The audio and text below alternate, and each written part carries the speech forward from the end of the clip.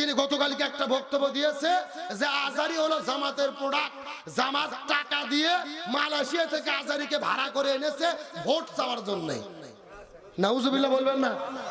আজারিকে নাকি জামাত ভাড়া করে এনেছে ময়দানে ময়দানে গিয়ে ভোট চাওয়ার জন্য। জোরে বলেন, আজারিকে কোনো মাহফিলে ভোট চাইছে? একটাও বিদায় নাই আর একটাও হাজির হয়। এক হারুন বিদায় নাই আর এক হারুন হাজির হয়। ওই যে চাঁপাইনবাবগঞ্জ জেলার একটা হারুন সাহেব, সাবেক এমপি, আমরা তাকে ভালোবাসতাম, শ্রদ্ধা করতাম। ও সংসদে কোরআন থেকে বক্তব্য দিত, কিন্তু গত কয়েকদিন হলে দেখলাম তার মাথা নষ্ট হয়ে গেছে। তিনি গতকালকে একটা বক্তব্য দিয়েছে যে আজারি হলো জামাতের প্রোডাক্ট। জামাত টাকা দিয়ে মালয়েশিয়া থেকে আজারিকে ভাড়া করে এনেছে ভোট চাওয়ার জন্য। নাউজুবিল্লাহ বলবেন না?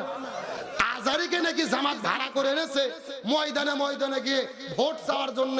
জোরে বলেন, আজারিকে কোনো মাহফিলে ভোট চাইছে? এই যে আমরা ওয়াজ করি, আমরা কি ভোট চাই?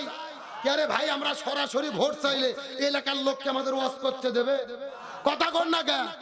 আজারি শুধু এক মাহফিলে যশোরে বলেছিল যে এক জালেম খাইয়া গেছে আর এক জালেম খাওয়ার জন্য রেডি হয়েছে, মানে এক দল বিদায় নিয়েছে আর এক দল রেডি হয়েছে। আচ্ছা বলুন তো, আজারি কি কোনো দলের কথা বলছে? কিন্তু কিছু কিছু লোক সেই বক্তব্য নিজেদের গায়ে ঠেলাইয়া নিলেন। কারণ কি? আমাদের এলাকায় একটা কথা আছে, চোরের মন। যেরকম চোরের মন, একজন বলতেছে কে রে খাটের নিচে কে রে, ও লাভ দুটো বলতেছে কলা খাইনি। তার মানে বলা গেল কলা খাওয়ার জম। আমরা পরিষ্কার করে হারুন সাহেবকে বলি, আমরা আপনাকে ভালোবাসতাম, শ্রদ্ধা করতাম, তার কারণ আপনি কোরআন থেকে সংসদে বক্তব্য দিতেন। কিন্তু আজকে আপনি বলতেছেন, ভুল ব্যাখ্যা দিচ্ছেন, আলেমদের বিরুদ্ধে বক্তব্য দিয়ে বলতেছেন মাহফিলগুলো রাজনৈতিক সমাবেশ, হুজুরেরা ভোট চায়, মাহফিল বন্ধ করে দিতে হবে। হারুনকে পরিষ্কার করে বলি, এই বাংলাদেশে গত 16 বছর আওয়ামী লীগ মাহফিল বন্ধ করেছে, হেলিকপ্টারে চড়ে পালাতে বাধ্য হয়েছে। এখন যারা মাহফিল বন্ধ করবে তারা পালানোর জন্য হেলিকপ্টারও খুঁজে পাবে না। কোরআনের মাহফিল বন্ধ কেউ মানবে? আলেমদের বিরুদ্ধে নতুন করে ষড়যন্ত্র কেউ মানবে? আমরা শহীদ প্রেসিডেন্ট জিয়াউর রহমানের জন্য দোয়া করি, তাকে ধন্যবাদ দেই।